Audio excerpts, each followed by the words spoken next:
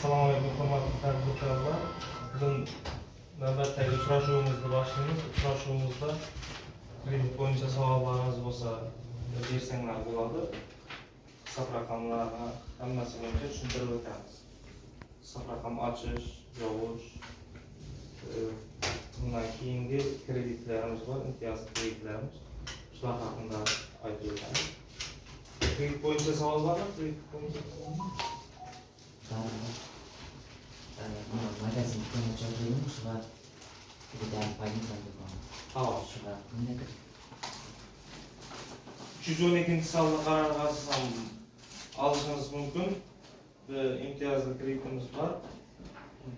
Bu kreditimiz bo'yicha 300 milliongacha ajratiladi kredit.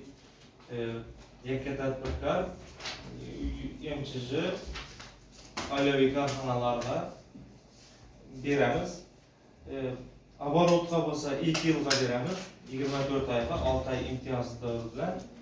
Shu оборотda shartnoma bilan shartnomamizga asosan o'tirib beramiz.